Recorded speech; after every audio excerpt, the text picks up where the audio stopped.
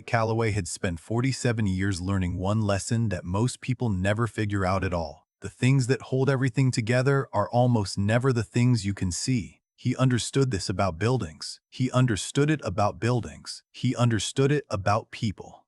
And on a Thursday morning in late November, standing barefoot in the kitchen of his lakefront home in Charlotte, North Carolina, he understood it about his marriage. Roughly 8 seconds before his wife told him it was over, the lake was doing what Lake Norman always does at dawn in November. Sitting there, gray and flat and perfectly still, holding the cold without complaint.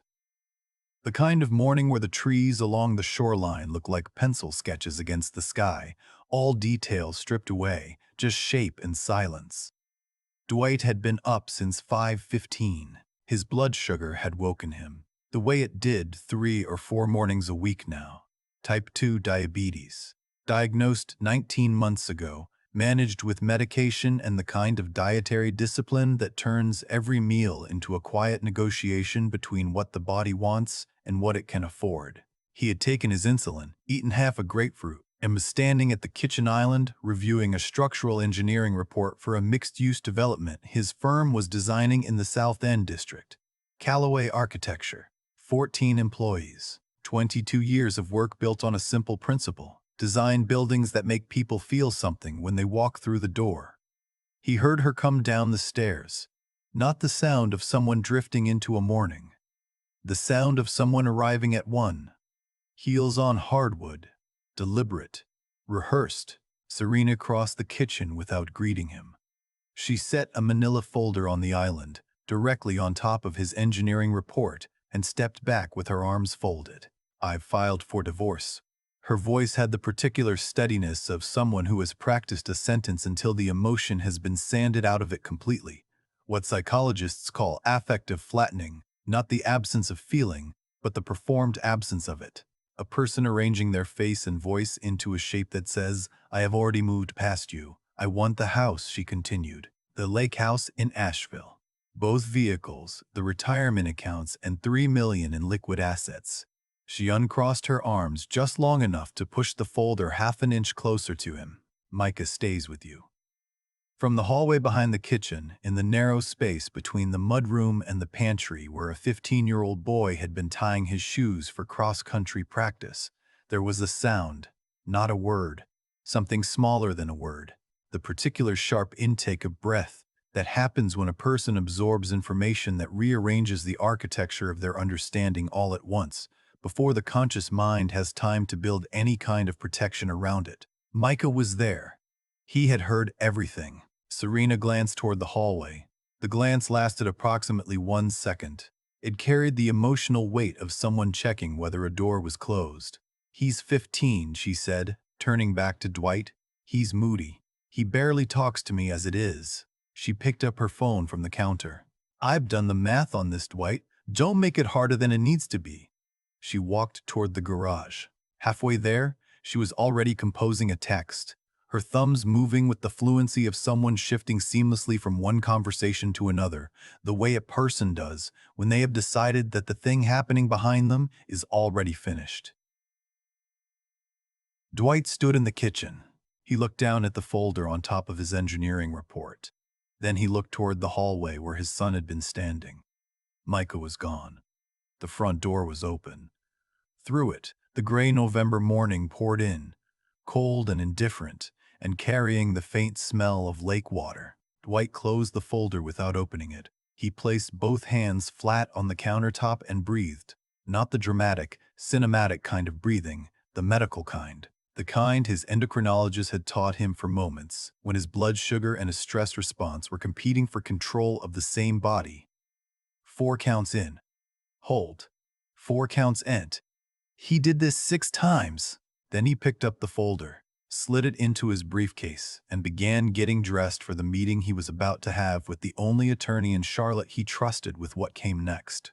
There is something worth understanding about Dwight Calloway before the story goes any further. He was not a man who had been caught off guard. He had watched Serena leave their marriage in stages over the past 2 years.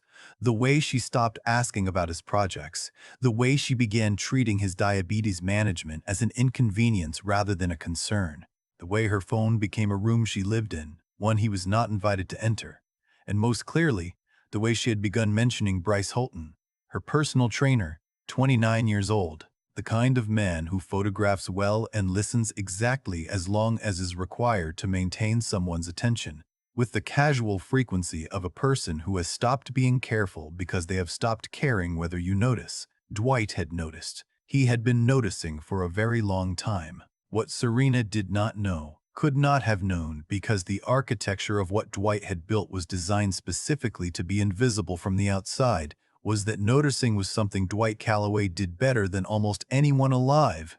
Constance Aldridge practiced family law from a converted Victorian on East Boulevard that still had the original crown molding, and a receptionist who had been there longer than most of her clients had been married. Constance was 58. Direct in the way that certain women become direct after decades of watching people lie to themselves in conference rooms, and she had represented Dwight once before, 7 years earlier, in a zoning dispute that had turned personal. She remembered him as a man who listened more than he spoke, and who, when he did speak, had already thought 3 steps past whatever everyone else in the room was still reacting to. He placed the divorce filing on her desk at 9:40 that morning. Constance read it, all of it, twice. Then she removed her glasses and set them on the desk with the careful precision of someone preparing to say something she wanted to be heard correctly. She's asking for approximately 80% of your visible assets: the house, the vacation property, vehicles, retirement funds, 3 million liquid. She paused. And she's relinquishing custody of your son without a fight. Yes.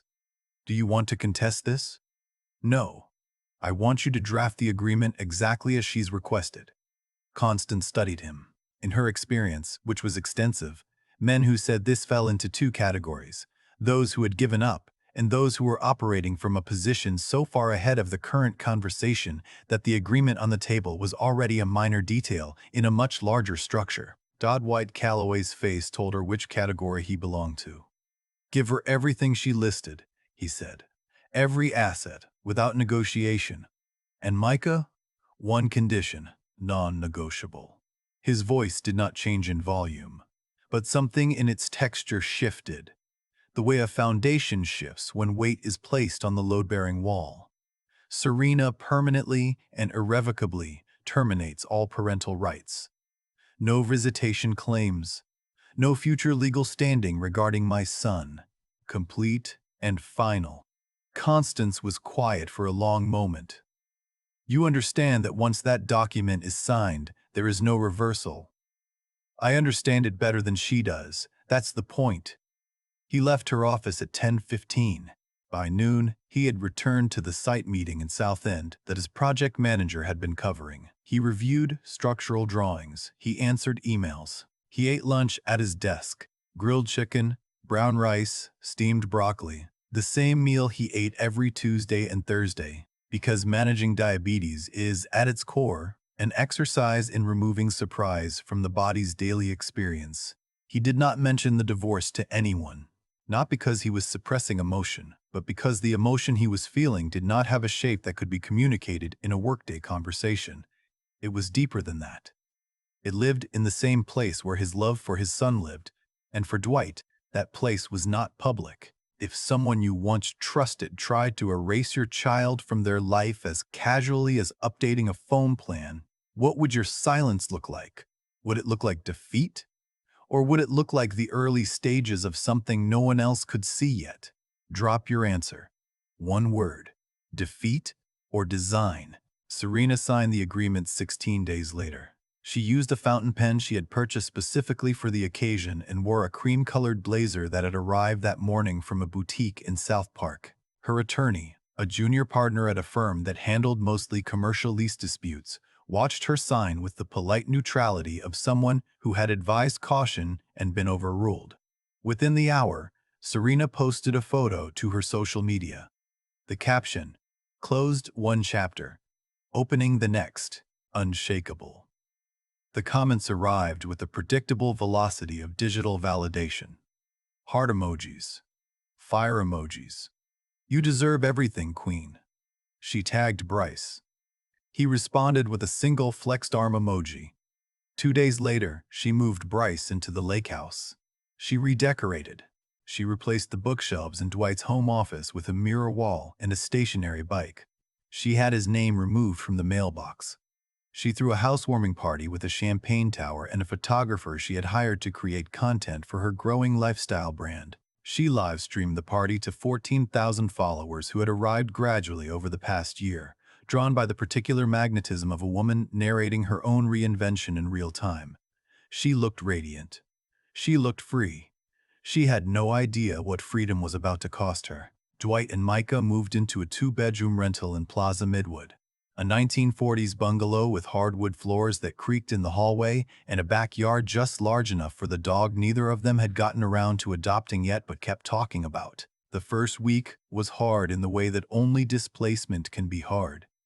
The particular ache of being in a space that does not yet carry any memory of you. Unfamiliar light angles. A shower that runs cold for the first 40 seconds.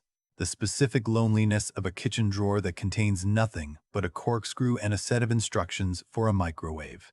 Micah did not take it well. On the third night, while Dwight was assembling a bookshelf he had ordered online, a process that required patience, an Allen wrench, and a tolerance for instructions translated from a language that was not quite English, Micah appeared in the doorway of the living room.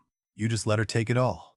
His voice was controlled, but underneath the control was something raw. The particular frustration of a teenager who has been watching an adult he loves refuse to fight, and who does not yet understand that there are forms of combat that do not look like combat at all. The house, the cars, everything you built, you handed it over like it was nothing. Dwight was kneeling on the floor. A wave of fatigue moved through him, not the ordinary tiredness of a long day, but the deeper kind, the metabolic heaviness that accompanied his blood sugar dropping below 70.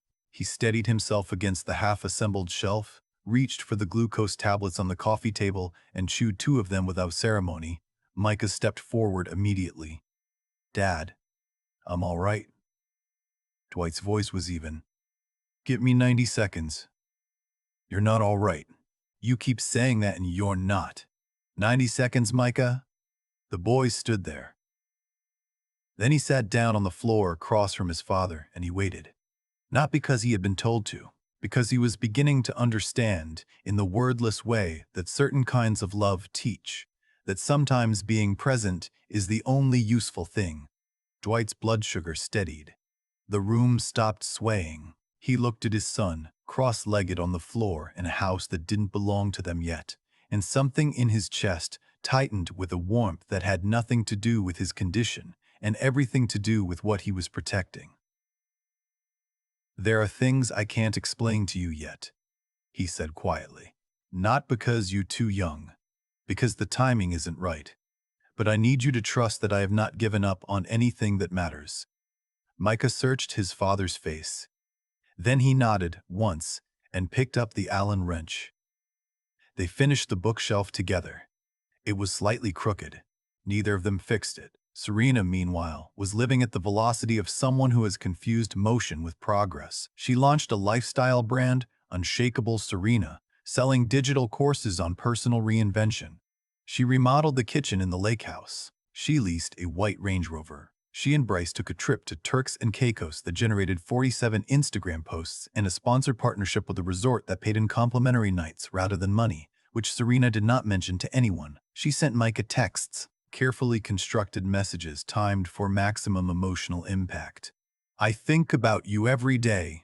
I'm sorry things got complicated. You're always welcome here." Micah never saw them. Each time a message arrived, Dwight read it, considered it carefully, and set his phone aside. This was not a decision made out of spite. It was a decision made by a man who had stood in a kitchen and watched the woman who was supposed to love their son unconditionally announce that he did not fit the life she was designing. Carefully timed tenderness from a person who had demonstrated her capacity for disposal was not something Dwight was willing to let reach his son's still-forming understanding of what love looked like. 3 months after the divorce was finalized, Dwight attended a reception at the Mint Museum for a design award his firm had been nominated for. He went because his business partner had insisted, and because the nomination mattered to the 14 people who worked for him and deserved to see their work recognized.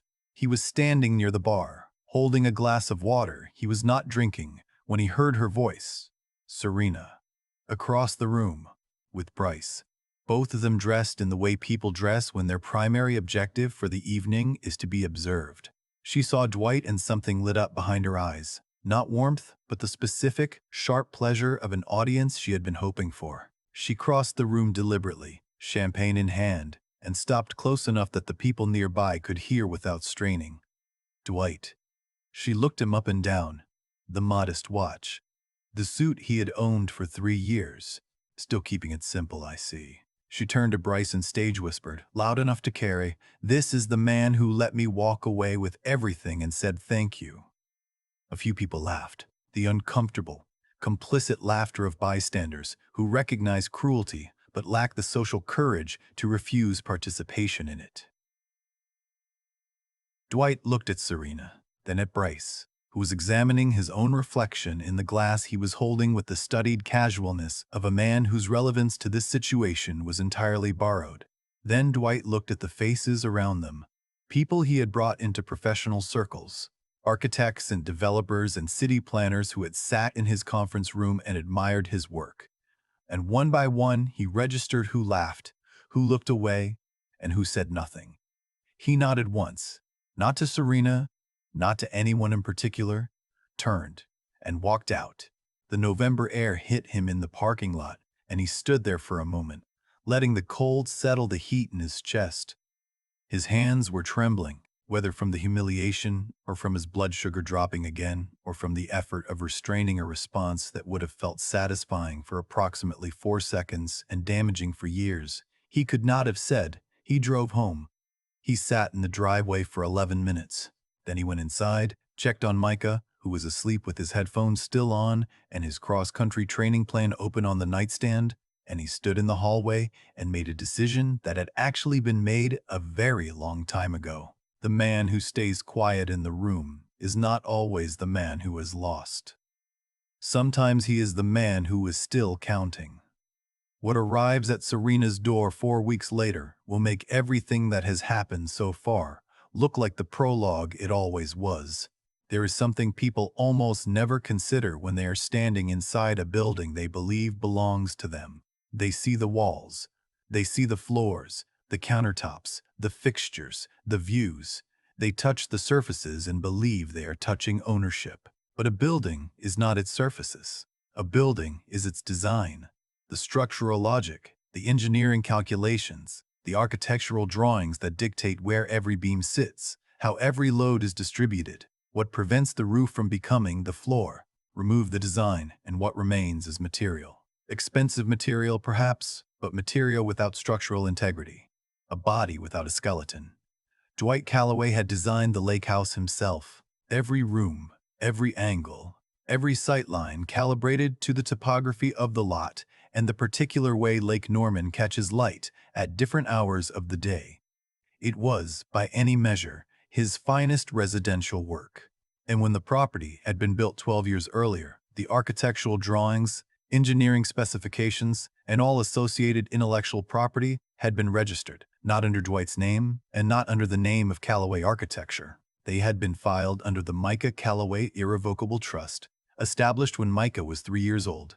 Administered by Franklin Yates, a trust attorney in Raleigh who had known Dwight since college and who approached legal documentation the way Dwight approached building design, with the understanding that what lasts is what you cannot see. The IP trust had been Dwight's idea, born from a conversation with a structural engineer in his early 30s who had watched a colleague lose both his firm and his designs in a divorce settlement. The blueprints are worth more than the buildings, the engineer had told him. Anyone can own a wall. The mind that designed the wall, that's what has value. Dwight had listened. And then, quietly, over the next decade, he had built a legal architecture as precise and load-bearing as anything he had ever drawn on paper. The notice arrived at the lake house on a Tuesday evening in February, delivered by a process server who had been doing this work long enough to recognize the particular expression of someone who is about to receive information that will reorganize their life. Serena signed for it between bites of takeout sushi, standing in the foyer she had redecorated 3 times since moving in. She opened it with one hand while scrolling her phone with the other. A notice of IP licensing termination. Below it, a retroactive billing statement. $612,000. The itemized charges were precise. Licensing fees for architectural designs held in trust, structural engineering certifications required for insurance and code compliance, retroactive fees accruing from the date of property transfer, legal costs. The document explained, in language that was both perfectly clear and completely merciless, that the residential structure at 4417 Lakemont Drive had been built using proprietary architectural designs owned by the Micah Callaway Irrevocable Trust. The transfer of the structure via divorce settlement did not include a license to those designs. Without a valid license, the property could not be insured, could not pass code inspection, could not be legally sold, and could not be legally modified. In effect, the house still stood, but the right to occupy it as a legal residence was dissolving beneath her feet. Serena read the number twice. Then she laughed, the reflexive, defensive laughter of a person whose nervous system has responded before the conscious mind has fully processed the threat. She tore the document in half and dropped it on the foyer floor. She posted a story to social media within 10 minutes. My ex really tried it tonight. Papers at my door. Baby, I own this house. Nice try. Bryce was quieter. He had picked up the torn halves from the floor and was reading them at the kitchen island with the focused expression of a man performing mental arithmetic he did not enjoy. This is an IP claim, he said, not a lease dispute. You need to call your lawyer. Tonight. I'll call her tomorrow. It's a bluff. Serena. Tomorrow, Bryce. He set the papers down and looked at her for a moment longer than was comfortable. Then he picked up his keys and said he was going to the gym. It was 9:47 p.m. She did not ask why. 5 miles south, in the bungalow on Plaza Midwood, Dwight sat at the kitchen table with a cup of decaf and his evening insulin. His blood sugar was steady. The house was quiet. Micah's light was still on. The faint sound of a pencil on paper drifting under the door. The sound of a boy who had recently discovered that he could lose himself in designing cross-country training routes the way his father lost himself in designing buildings. On the table beside Dwight's coffee was a single folder. Inside it was a copy of the trust instrument Franklin Yates had drafted 12 years earlier. The original was in a fireproof safe in Raleigh, where it had sat undisturbed since the day it was executed. Dwight did not feel triumph. He felt the specific, heavy clarity of a man who had hoped for a very long time that he would never need to use the thing he had built, and who understood, now that the moment had arrived, that hope and preparation are not the same thing. He looked toward Micah's door. The pencil sound continued, steady and focused. This was never about the house. It was never about the money, or the cars, or the account balances that Serena had tallied so carefully on that November morning. It was about the boy behind that door. About making sure that when Micah looked back at this period of his life, at 25, at 40, at 60, he would remember that his father did not fold, that the man who designed buildings for a living had also designed a future his son could stand on. Dwight finished his coffee, capped his insulin pen, and turned off the kitchen light. The courtroom was on the 4th floor of the Mecklenburg County Courthouse, a building Dwight had always privately considered architecturally uninspired but structurally sound, which he supposed was an appropriate metaphor for the legal system itself. Serena had filed the emergency motion. Her attorney had advised against it. Serena had overruled her, operating from the particular confidence of a person who has never been wrong in a way that carried consequences. Until now. The motion accused Dwight of harassment and demanded the IP claim be dismissed. She arrived at 9:20 in a black designer dress and heels that echoed through the marble corridor. Bryce walked beside her. She stopped outside the courtroom to post a photo. The caption, standing on business, "No one takes what's mine." Inside, Dwight was already seated. Navy blazer, white shirt, no tie. His hands folded on the table. Constance Aldridge beside him, reading glasses on, her expression carrying the cultivated neutrality of a woman who had won cases more complex than this one, before most of the people in the room had passed the bar. Franklin Yates entered at 9:55. 61 years old, silver at the temples, carrying a leather attaché with the unhurried confidence of a man who had never once arrived at a proceeding unprepared. Serena glanced at him, did not recognize him, and returned to her phone. The hearing began. Serena's attorney argued competently. Property rights, settled agreements, legal finality. She used the phrase, clear and undisputed ownership, 3 times. The judge listened. Then she turned to Constance Aldridge. Constance opened her portfolio. Your Honor, the residential structure was validly transferred to the respondent via the divorce agreement. That transfer is not in dispute. The pause that followed was architectural, precisely measured, designed to bear the weight of what came next. However, the architectural designs, structural engineering specifications, and all associated intellectual property used in the construction of that residence are held in irrevocable trust. They were never part of the marital estate. They were never subject to equitable distribution. And without a valid license to those designs, the structure cannot be insured, cannot be modified, and cannot pass code compliance. She set down the document. The sound it made against the table was very small and very final. Mrs. Calloway owns the house. She has never owned the right to live in it. The silence that followed was the kind that has texture. Not empty silence. Full silence. The dense, pressurized quiet of a room full of people recalculating. The judge reviewed the trust instrument. Page by page, Franklin Yates was called to verify its provenance and execution. He did so with the meticulous clarity of a man who had been preparing for this exact conversation for 12 years without knowing the exact date it would arrive. The judge removed her glasses. The trust instrument is valid. The intellectual property was never part of the marital estate. The licensing fees are enforceable. She looked at Serena.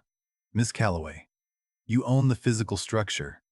You do not own the designs that make it habitable. The outstanding balance of $612,000 is due and payable. The color left Serena's face in a way that had nothing to do with makeup and everything to do with the sudden, irreversible understanding that the ground she had been standing on, literally, architecturally, in every sense, had been designed by someone else. Someone she had dismissed. Someone she had mocked in a museum in front of people who used to respect them both. She gripped the edge of the table. Her attorney placed a hand on her arm. Water was brought. In the gallery, Bryce Holton stood. He did not rush forward. He did not call her name. He stood there for several seconds, long enough for everyone watching to understand exactly what was happening. Then he straightened his jacket, leaned toward the woman seated next to him, and spoke quietly. I'm not in a position to be involved in this. He walked to the aisle. He did not hurry. He pushed through the courtroom doors, and they closed behind him with the soft, mechanical finality of a sentence that has reached its period. Serena looked at the empty seat. Then, she looked across the room at Dwight. He was already standing, collecting his portfolio, exchanging a word with Constance.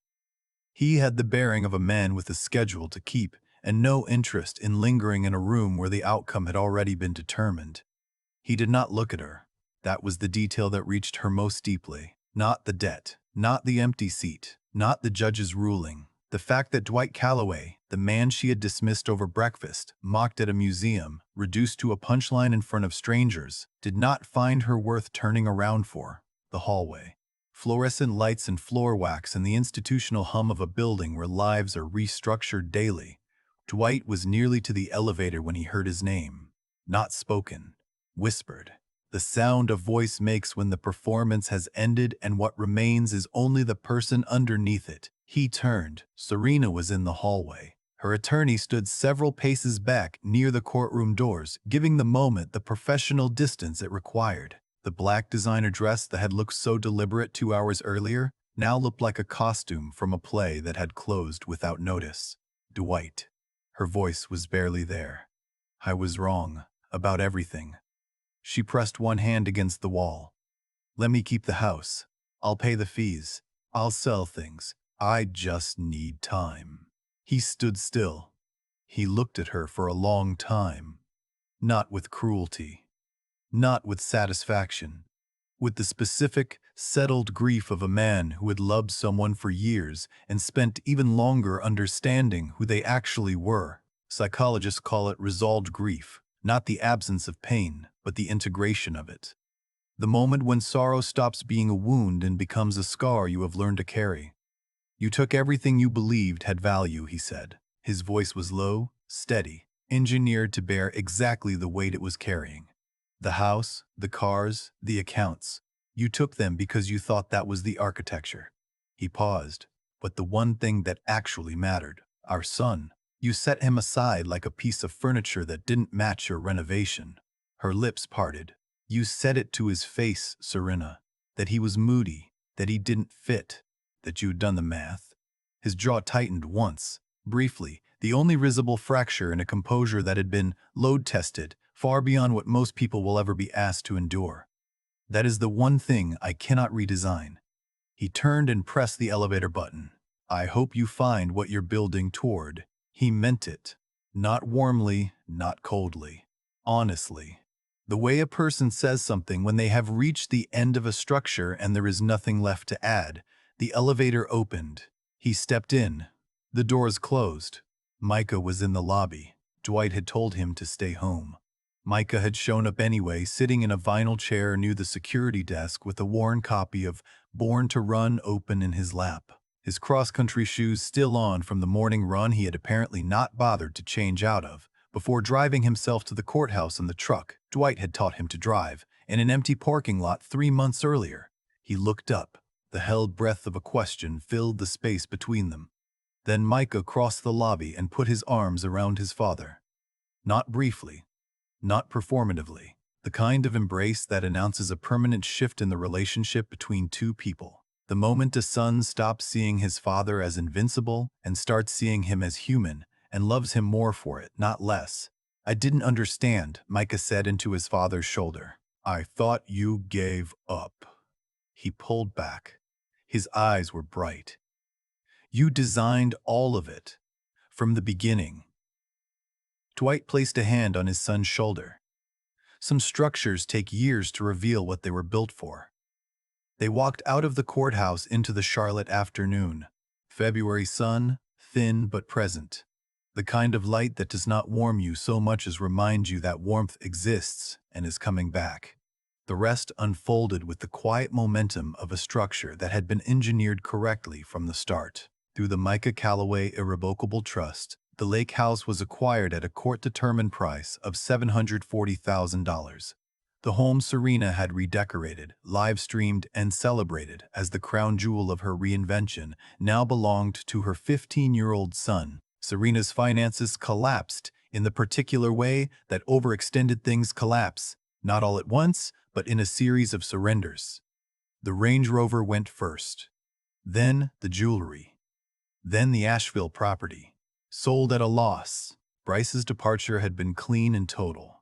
Within a week of the courtroom, he had unfollowed her on every platform and was training a new client in Savannah whose social media presence was growing faster than Serena's was declining. The friends who had attended the housewarming and cheered the Champagne Tower became, one by one, unavailable for lunch. Social media, which had been Serena's stage and her proof, now reflected her changed circumstances with the merciless efficiency of a system designed to amplify whatever is already happening, whether it is ascent or collapse. She reached out to Micah once in early April. He was at the bungalow, sitting at the kitchen table with a training log and a set of interval calculations he had been working on for the regional cross-country qualifier.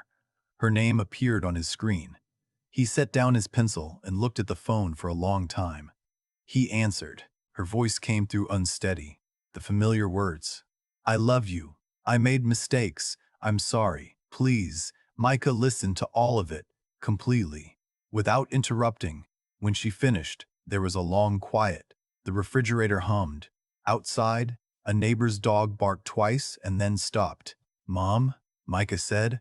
His voice was calm and clear and carried the weight of a decision that had been made not in this moment but over the course of many months of silence and observation, and the slow, painful education of watching two parents and understanding, finally, which one had been building and which one had been performing. You chose your freedom. I'm choosing mine. He ended the call. set the phone beside his training log, picked up his pencil, and went back to work. Some evenings arrive without announcement. Nothing dramatic on the horizon. The light through the bungalow windows does what it always does around 6 in Charlotte in early spring. Turns gold, gets soft, begins its slow negotiation with the blue that rises from the east. The ceiling fan turns. The floorboards settle and creak in the hallway the way old houses do when the temperature shifts, making sounds that are not quite language but are, over time, a kind of company. Something in the air is different, lighter, as though a load that has been distributed across every beam and joint in the structure has been quietly, carefully removed, and what remains is standing on its own for the first time.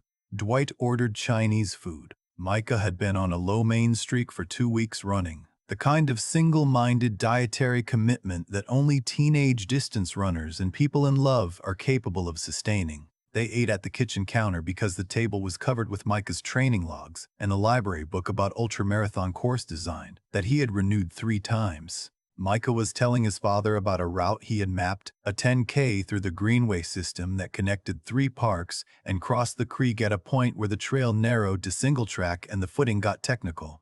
He was talking the way he talked about running, quickly, with his hands moving, his eyes carrying that specific lit quality that enters a person when they are describing the thing they were designed to love. Dwight listened the way he listened to everything, fully, without performing it. The way people who have survived something real learn to be present in ordinary moments because they have learned, at actual cost, that ordinary moments are what a life is built from. He reached for his water and winced, just slightly, just involuntarily, as a wave of fatigue moved through him, the familiar signal of his blood sugar requesting attention. Micah stopped mid-sentence. "Dad." The word landed between them with the gentle weight of something that has been waiting for the right moment. "Are you okay?" Micah's voice was careful. Grown. The voice of someone who has decided he is old enough to ask the questions that matter and to handle the answers. Not fine, actually okay. A breath. A pause. Dwight set down his glass, folded his hands on the counter, and for the first time in nearly 2 years, answered honestly, "I'm better than I've been in a long time." He looked at his son. "The diabetes is being managed properly now, not pushed through, not hidden. My doctor used the word stable last week, which in medical language is about as close to optimism as they get." He paused. "No more hiding things, not between us." Micah was quiet. "How long did you know? Before everything?" 19 months before the divorce. I had the diagnosis before I drew up the trust strategy. Before I walked into Constance's office. Before any of it. You built the whole plan while you were sick. Being sick clarifies things." Dwight looked at his son steadily. "It strips away everything that doesn't matter. And what was left, every time, was you." The ceiling fan turned. The floorboards creaked. Outside, a car passed with its windows down, playing something with bass that vibrated the kitchen window for 3 seconds and then was gone. Micah picked up his glass. He held it out. Dwight looked at it. Then he picked up his own. "To a solid foundation," Micah said. They touched glasses. The sound was small and clear and carried further than either of them could have known. Later, after the takeout containers were in the trash and Micah had gone to his room with his training log and the bungalow had settled into its nighttime sounds, the creak, the hum, the particular quiet of a house that has begun to feel like home.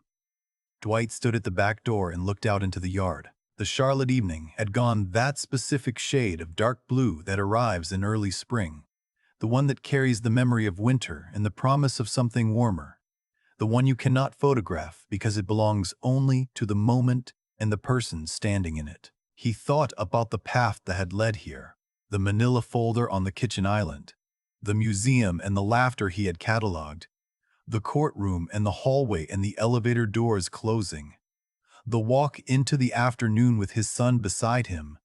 He had spent his life designing structures. It was what he knew and what he loved.